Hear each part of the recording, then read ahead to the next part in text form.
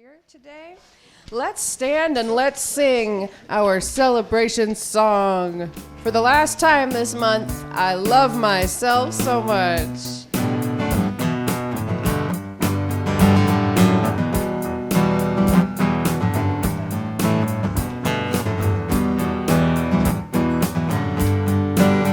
Here we go.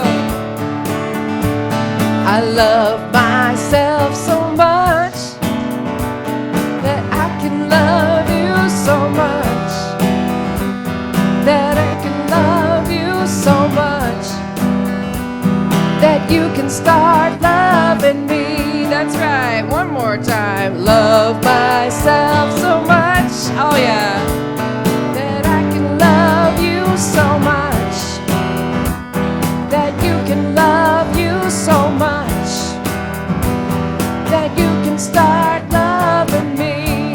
Oh, and again to your neighbor. Love myself so much that I can love you so much. To your other neighbor, that you can love you so much, that you can start loving me.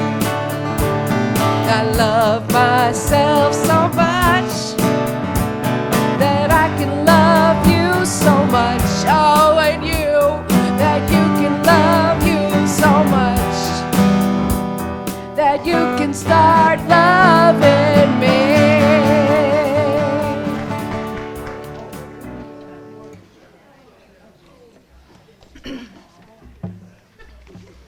Good morning. Good morning. I feel like a trio up here of dancers and singers. Love it.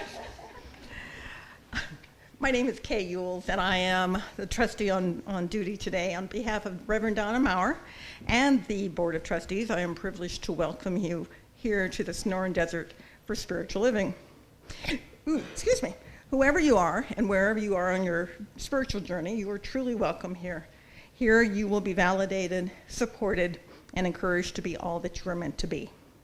Our vision statement is, shall we all say it together? Love in action, every day, in every way. We express this love by learning and living the principles of the science of mind. You'll find our declaration of the principles on the back of your program. Please join me now in reading them. I believe there is an infinite intelligence operating throughout the universe. I believe this intelligent power is only good. I believe this intelligence expresses as me. I believe through my conscious use of this power, I create my life as happy, healthy, and complete. And so it is. Do we have any first-timers who would like to stand up and introduce themselves? Jenna. Hi, my name is Jenna Kosmeyer. I live in Green Valley, and I very fortunately just wandered into this community.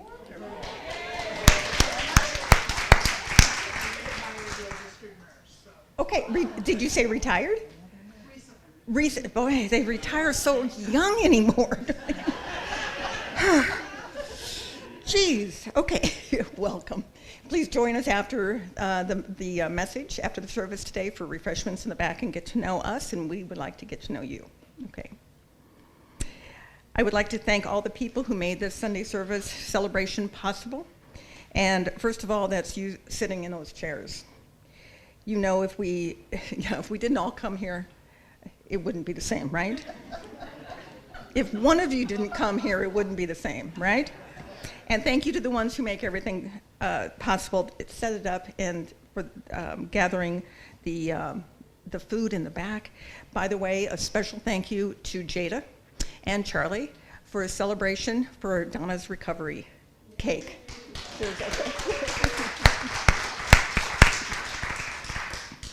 Please direct your attention now to the announcements that are in the program. If you're watching online, please visit cslaz.org for the announcements and our events calendar.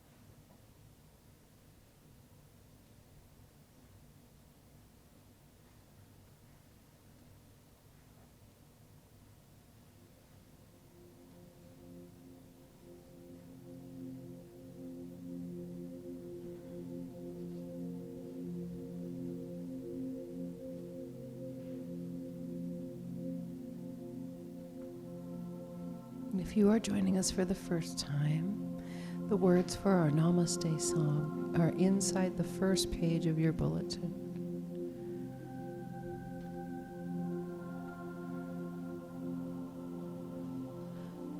The God in me beholds the God in you.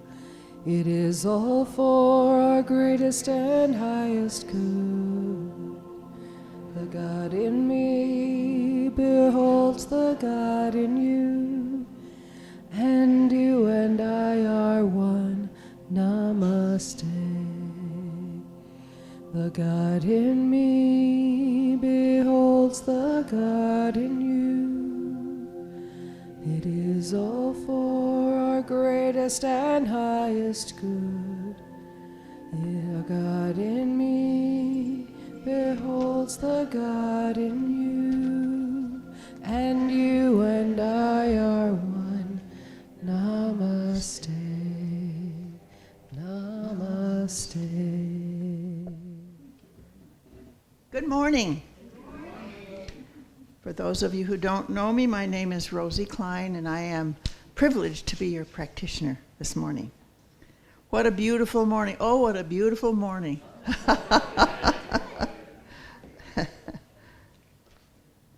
All right. Let's put things in order here. Let me light the candle. That represents the divine light that shines out of each and every one of us and into the world.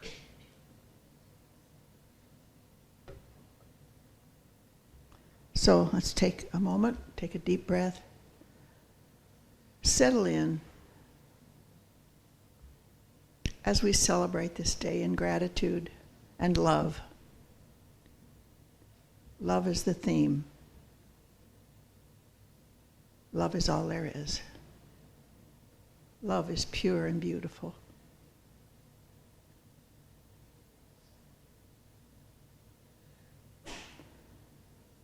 We are so grateful for knowing that we are all part of this one divine mind that lives and moves and has its being in each one of us, always available, always listening, always blessing us. And so we say thank you for this. We say thank you for Reverend Donna, for her perfect healing, for her presence here today, as we know she will inspire and give us spiritual fodder that we can take with us for this week. So we say thank you for this and so much more as we say together, and so it is. Well, I was going to talk about this and that, but I'm just kind of all over the place. So I'll talk about this first paragraph, and then I'll scratch this one and talk about something else. Okay, here we go. Inside our earthly suits lies an ageless, eternal soul. If you look into the face of a baby, and then into the face of a teenager, and then into the face of an 80-year-old, we do see a difference. But this different appearance is reflected only in our earthly suits. Who shall we choose to affiliate with? Our earthly suits or our beautiful souls? Okay, what was this next thing I was going to talk about? Oh, I've got to remember what. Give me just a second. So, we are so privileged to live on this beautiful blue-green planet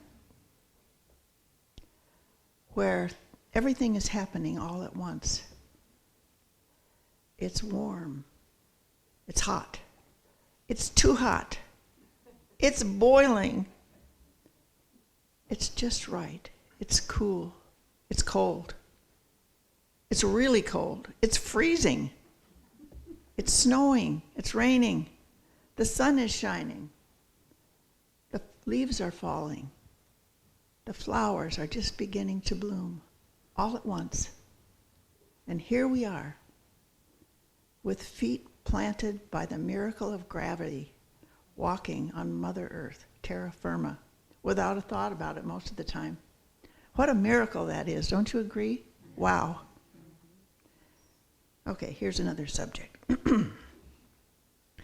I was reading parts of a book called In His Company, Ernest Holmes Remembered.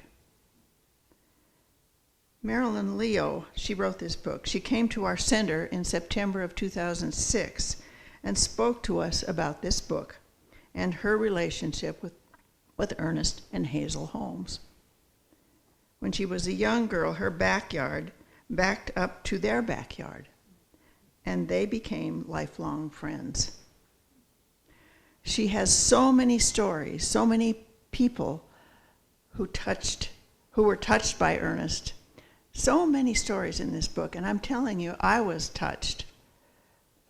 It's sat in my bookcase since 2006. Naughty girl.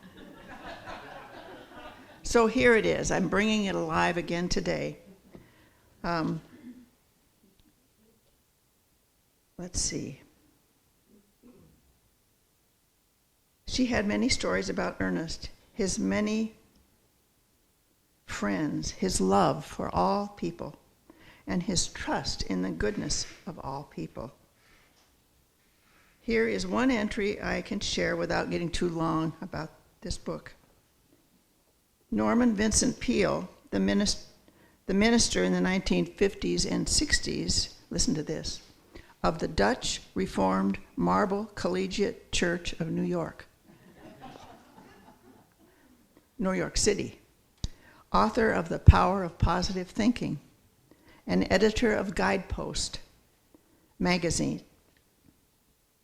He gave Ernest Holmes' teaching full credit for influencing his entire view of life. After reading one of Holmes' books, he began to seriously study Holmes' teachings. He found great inspiration, and he later began his own positive thinking system as minister of the Marble Collegiate Church.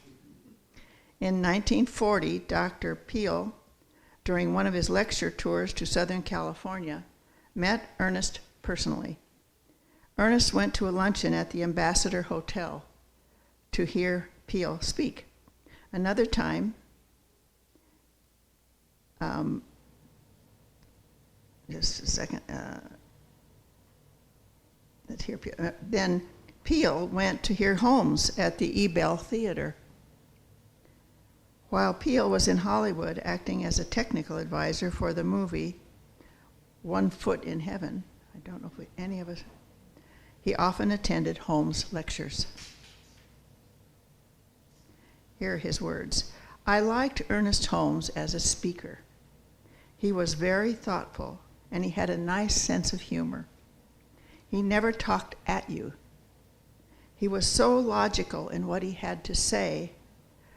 I believe God was in this man. I know Ernest Holmes was speaking from on high. He was in tune with the infinite.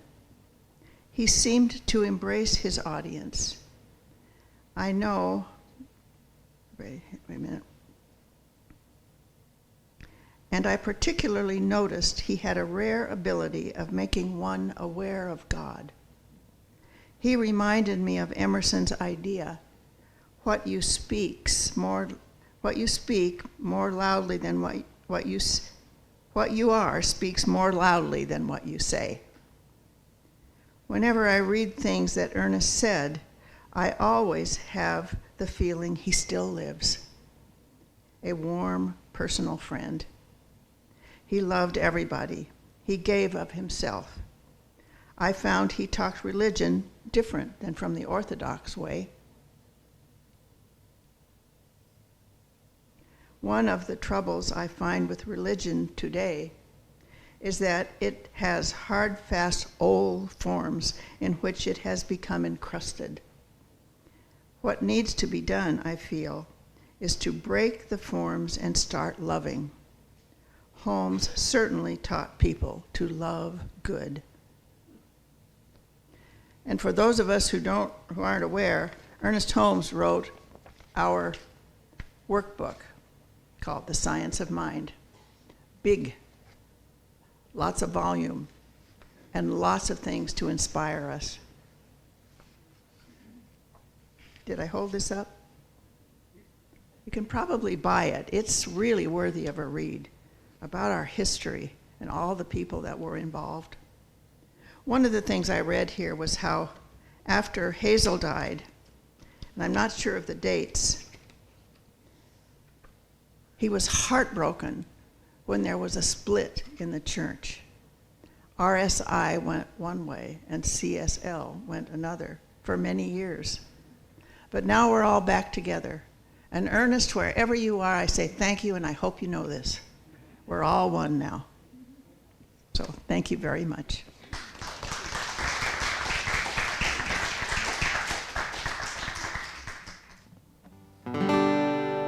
This is a new one based on this week's theme. It's a song called Love Wins Every Time.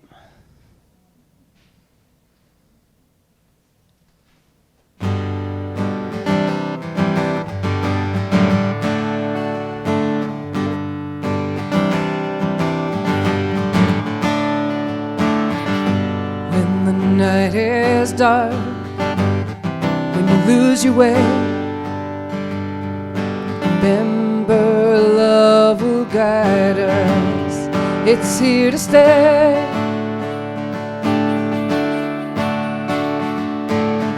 Even if you stumble, even if you fail,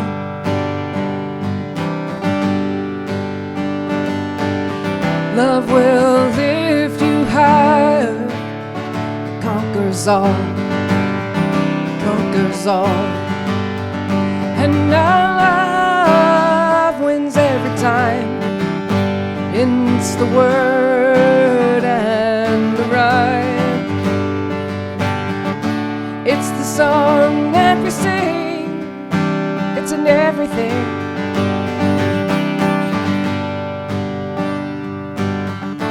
Love out loud, don't be shy.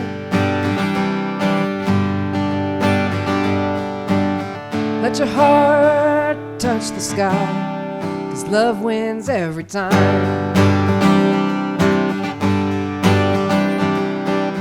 Don't keep it hidden, let your love be known.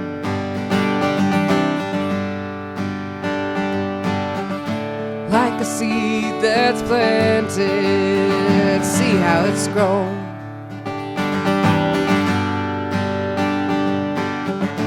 Love is never silent, it's the strongest sound. Echoing forever, it knows no bounds. And our love wins every time. It's the word and the rhyme. It's a song that we sing. It's in everything. Love out loud, don't be shy. Let your heart touch the sky, 'cause love wins every time. Sometimes we may doubt, let fear creep in, but love is the light that drives out the dim. So open up your heart, let the love flow. It's the mightiest force we'll ever know. Love wins every time. It's the word and the rhyme. It's the song we sing. It's in everything. Love out loud, don't be shy.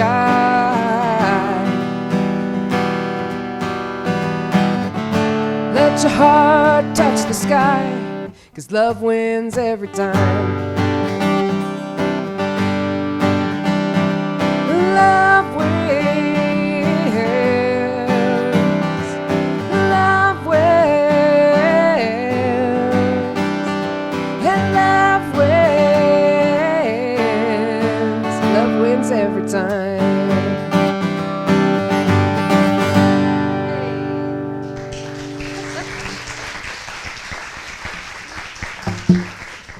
Good morning. Once upon a time, two brothers who lived on adjoining farms fell into conflict. It was the first serious rift in 40 years of farming side by side, sharing machinery and trading labor and goods as both brothers and friends. Then the long collaboration fell apart. It began with a small misunderstanding, and it grew into a major difference and finally exploded into an exchange of bitter words, followed by weeks of silence. One morning there was a knock on James's door. He opened it to find a man with carpenter's tools, with a carpenter toolbox. "I'm looking for a few days' work," he said. "Perhaps you would have a few small jobs here and there. Could I help you?" "Yes," said the older brother, "I do have a job for you. Look across the creek at that farm. It belongs to my brother. Last week that was a meadow, but he took his bulldozer to the river levee and has created a creek between us. Well, he may have done this to spite me, but I'll go him one better. See that pile of lumber curing by the barn? I want you to build me a fence, an 8-foot fence, so I won't need to see his place anymore. I don't want to look at him or his farm." The carpenter said, "Well, I think I understand the situation. Show me the nails and the post hole digger, and I'll be able to do a job that pleases you." James had to go to town for supplies, so he helped the carpenter get the materials ready, and then he was off for the day. The carpenter worked hard all day, measuring, sawing, nailing. About sunset, when James returned, the carpenter had just finished his job. The farmer's eyes opened wide and his jaw dropped. There was no fence at all. The carpenter had built a bridge stretching from one side of the creek to the other, a fine piece of work, handrails and all. And just as the older brother was about to give the carpenter a piece of his mind, he saw his younger brother running toward the bridge, his hand held out. "You are quite a fellow to build this bridge after all I've said and done." The brothers met in the middle of the bridge, first taking each other's hands and then breaking into a hug. They turned to see the carpenter hoist his toolbox on his shoulder. "No, wait, stay a few days. I've a lot of other projects for you," pleaded the older brother. "I'd love to stay on," the carpenter said, "but I have many more bridges to build." Isn't that neat? I love being a storyteller. I love it. Well, our theme this month is Love Out Loud, and we're exploring the ways that the love in action that is part of our vision statement can be lived. To me, loving out loud, is living love in action. And our topic for this week is supposed to be love wins. And I'm changing it a bit. A Course in Miracles says love does not conquer all, but it does set all things right.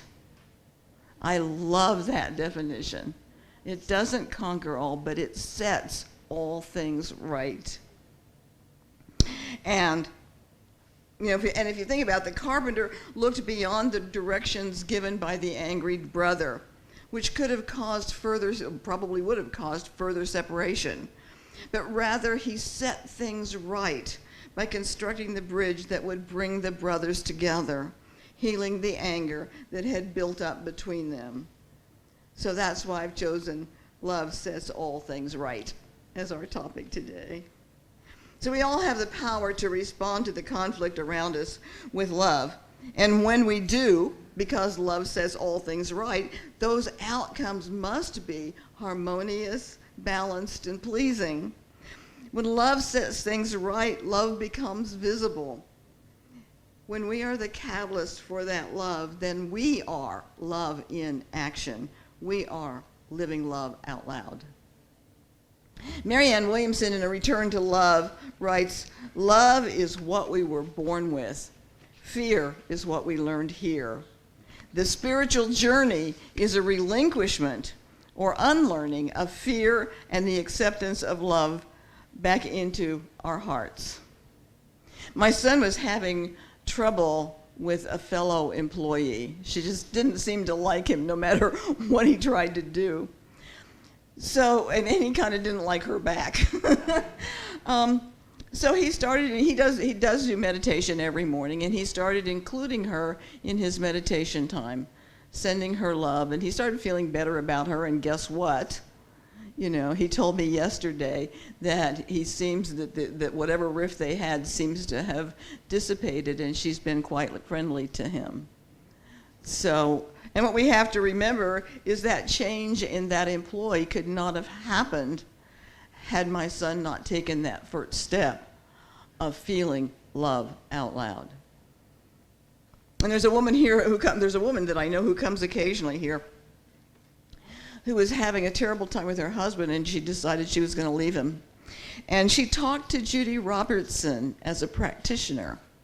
And Judy said, "Well, you're together now. There's reasons for that. Look for those reasons." And she did just that. She began looking for the reasons why she was drawn to him in the first place and realized that he was a pretty good guy. And when she was looking with criticism, what she found were his flaws. When she looked with love, she saw all that was good about him. And they're still together, and they seem quite happy. Apparently, love has set things right. Our founder, Dr. Ernest Holmes, says the principle of love is not to be confused with mere sentimentality, although all forms of love are aspects of it. It is the great transforming power which brings everything into harmony. It's the unifying principle, the creative element, the motivating power of all that is fine and noble in life. You know, facts may tell us that we have the right to be angry, but love tells us that forgiveness heals. Facts may say that we're economically stressed. Love says that God is our source, our one and only source. Facts tell us that we die. Love shows us the eternality of life. Facts tell me that you can hurt me. Love tells me that you are me. When we look through the eyes of love, false beliefs sink into their native nothingness, and we find that the peace and joy we have been seeking were there all the time, just waiting for our recognition of them. Love sets all things right. In his book, Quantum Healing, Dr. Deepak Chopra tells a story that speaks to love's power of transcendence over even disease. There was an Ohio University study of heart disease in the 1970s, and it was conducted by feeding quite toxic high cholesterol diet to rabbits in order to block their arteries, duplicating the effect that such a diet has on human arteries.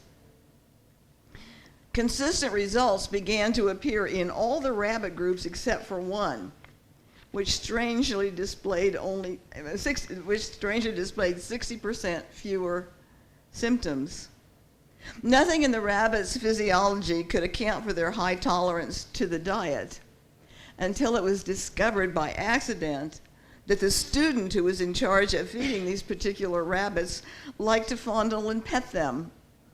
He would hold each rabbit lovingly a few minutes before feeding it. And astonishingly, this alone seemed to enable the animals to overcome their toxic diet. And repeat experiences in which one group of rabbits was treated neutrally while the others were loved came up with similar results. So if rabbits can respond to this powerfully to love, doesn't it make sense that everything and everyone else does too? Ernest Holmes says, I believe that love is the greatest healing, motivating power in the universe because love is givingness. I do not think that we can pray an effectual prayer or be a good human being without great love. It's the only thing that unbinds the captive, penetrates the wall of obscurity, and sets the captive free from the prison of his own creation. That's the power of love. It sets us free of the limitations that we ourselves have placed on our life. And it opens us up to amazing experiences. And not only is the situation set right, but we are transformed in the process. I found a story in my notes, and it touched me, and I thought you might like it. It's called The Cab Ride. And I didn't know who wrote it. Yeah, you've heard it. I hope I can do it without crying. So I went up on Google, and I found that the author is Kent Nerburn, and there's even a YouTube video of his story. So it's Nerburn if you want to look him up. But this is Mr. Nerburn's words. I was responding to a call from a small brick fourplex in a quiet part of town. I assumed I was being sent to pick up some partiers, or someone who just had a fight with a lover, or someone going off to an early shift at some factory in the industrial part of town. When I arrived at 2:30 a.m., the building was dark except for a single light in a ground floor window. Under these circumstances, many drivers would just honk once or twice, wait a minute, and then drive away. But I had seen too many impoverished people who depended on taxis as their only means of transportation. Unless a situation smelled of danger, I always went to the door. The passenger might be someone who needs my assistance, I reasoned to myself. So I walked to the door and knocked. Just a minute, answered a frail, aged voice. I could hear something being dragged across the floor, and after a long pause, the door opened. A small, elderly woman stood before me. She was wearing a print dress and a pillbox hat with a veil pinned on it, like somebody out of a 1940s movie. By her side was a small nylon suitcase. The apartment looked as if no one had lived in it for years. All the furniture was covered with sheets. There were no clocks on the wall, no knickknacks or utensils on the counter. In the corner was a cardboard box filled with photos and glassware. Would you please carry my bag out to the car, she said. I took the suitcase to the cab, then turned to assist the woman. She took my arm and walked slowly toward the curb. She kept thanking me for my kindness. It's nothing, I told her. I just try to treat my passengers the way I would want my mother treated. Oh, you're such a good boy, she said. When we got in the cab, she gave me an address. And then she asked, could you drive through downtown? It was not the shortest way, I answered quickly. Oh, I don't mind, she said. I'm in no hurry. I'm on my way to a hospice. I looked in my rearview mirror.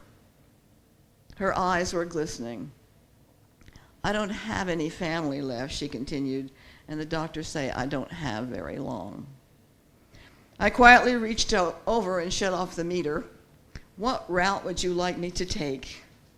And for the next 2 hours, we drove through the city. She showed me the building where she had once worked as an elevator operator. We drove through the neighborhood where she and her husband had lived when they were newlyweds. She had me pull up in front of a furniture warehouse that had once been a ballroom where she had gone dancing as a girl. Sometimes she'd ask me to slow down in front of a particular building or corner and would sit staring into the darkness, saying nothing. At the first hint of sun as the first hint of sun was creasing the horizon, she suddenly said, "I'm tired. Let's go now." We drove in silence to the address she had given me. It was a low building like a small convalescent home with a driveway that passed under a portico. 2 orderlies came out to the cab as soon as we pulled up. They must have been expecting her. I opened the trunk and took the small suitcase to the door. The woman was already seated in a wheelchair. "How much do I owe you?" she said, reaching for her purse. "Nothing," I said. "Well, you have to make a living," she answered. "There are other passengers," I responded. And almost without thinking, I bent over and gave her a hug. She held on to me tightly. "You gave an old woman a little moment of joy," she said. "Thank you." I squeezed her hand, then walked out into the dim morning light. Behind me, a door shut. It was the sound of the closing of a life. I didn't pick up any more passengers that shift. I drove aimlessly, lost in thought. For the rest of the day, I could hardly talk. What if that woman had gotten an angry driver, or one who was impatient to end his shift? What if I had refused to take the run, or had honked once and then driven away? On a quick review, I don't think that I have done anything more important in my life. Mr. Nurburn experienced the power of love. The woman was given the gift of reliving memories that would sustain her for the balance of her short life. Mr. Nurburn was given the gift of connection. He will never forget his experience or the woman he assisted. Love makes all things right because it shows us our connection to one another. Marianne Williamson says, "We're like the spokes on a wheel, all radiating out from the same center. If you define us according to our position on the rim, we seem separate and distinct from one another. But if you define us according to our starting point, our source, the center of the wheel, we are a shared identity. If you dig deep enough into your mind and deep enough into mine, the picture is the same. At the bottom of it all, what we are is love." Thank you. Namaste.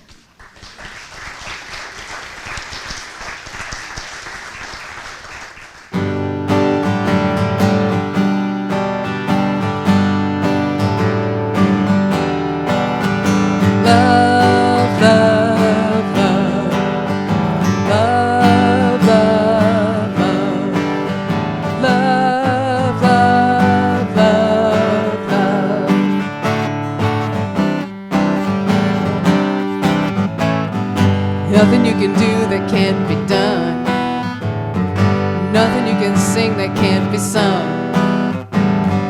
Nothing you can say, but you can learn how to play the game. It's easy. Nothing you can make that can't be made. No one you can save that can't be saved. Nothing you can do, but you can learn how to be you in time. It's easy. All you need is love. Yeah. All you need is love. All you need is love. Love. Love is all you need. All you need is love. All you need is love. All you need is love. Love. Love is all you need. Nothing you can know that isn't known. Nothing you can see that isn't shown. nowhere you can be that isn't where you were meant to be.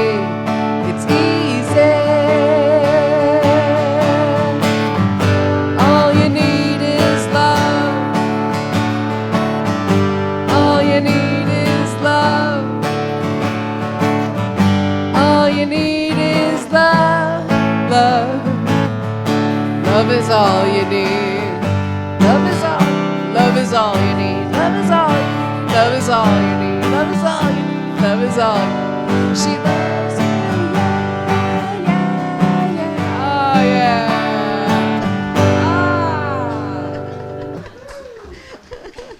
Back to our songs. Oh, yeah. These are Thank you, they're Anne. Thank great you. songs. Thank you so much. It's time for our offering, which is a chance to put that law of divine circulation in process.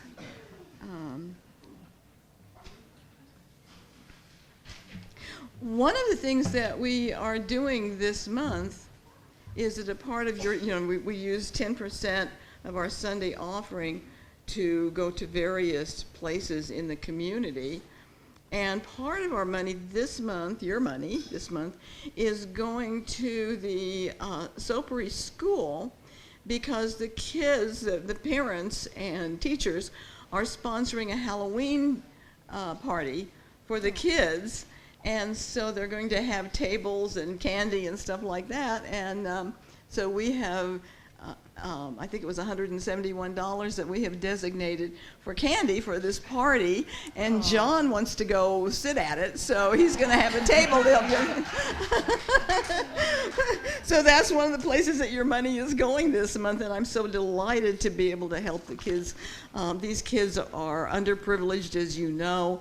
And anytime we have a chance to support them, it is just wonderful. I know Susan is working for the Amato Chili Cook-Off, and Cindy, and that's all, everything from that chili cook-off goes for the Amato Youth Center, which is this close to being ready to open.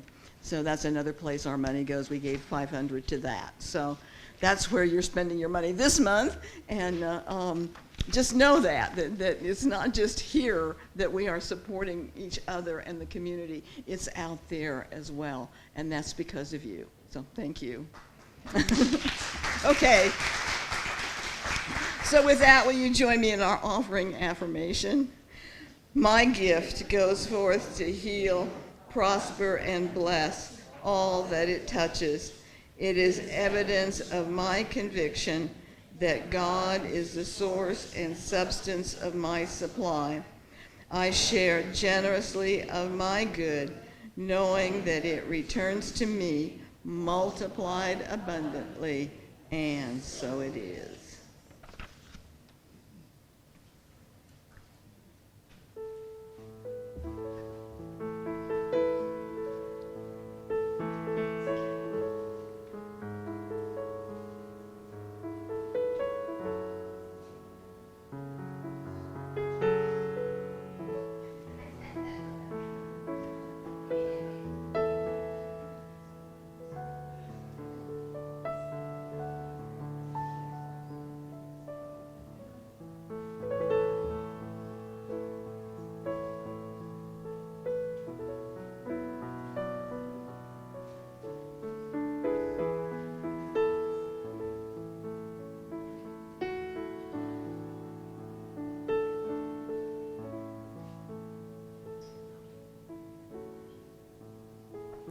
I am so blessed.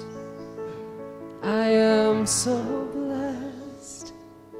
I am so grateful for all that I have. I am so blessed.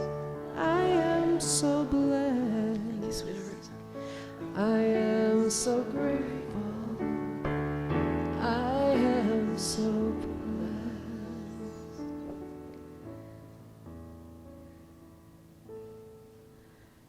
And before we close out in prayer, I just want to take a moment to honor our Jewish brothers and sisters, as I think today is Yom Kippur, which closes out the days of all high holy days and is the holiest day in the Jewish faith. So, it's beautiful that we have the option in our religion to be able to talk about other religions and incorporate their ideas and thoughts into ours. I think that, when Rosie was talking about Ernest Holmes, I think that was part of his brilliance. And I'm so grateful and feel so blessed to be in this philosophy and with you guys.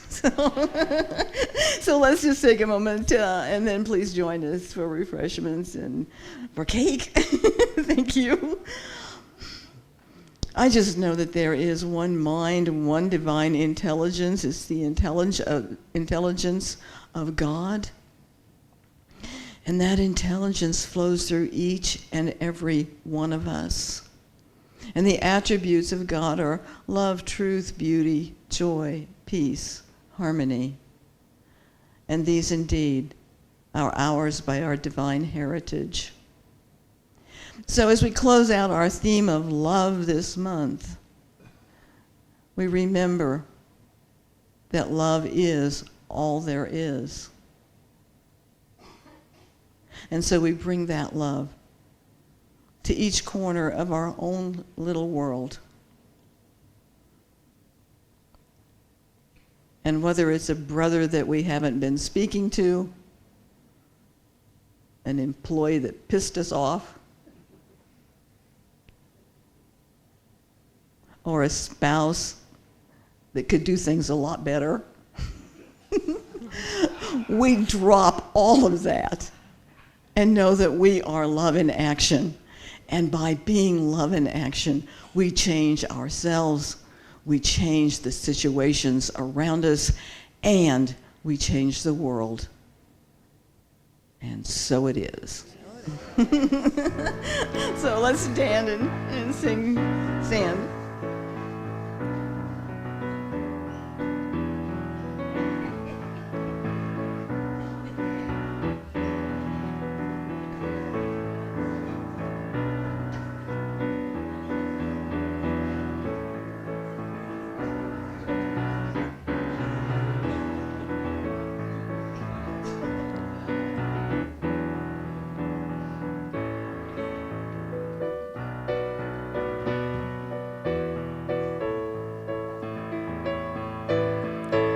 So let there be peace. I am a stand for peace. Let there be love. Let them a stand for love. Let there be joy. I am a stand for joy. We are living a new world now. So let there be peace.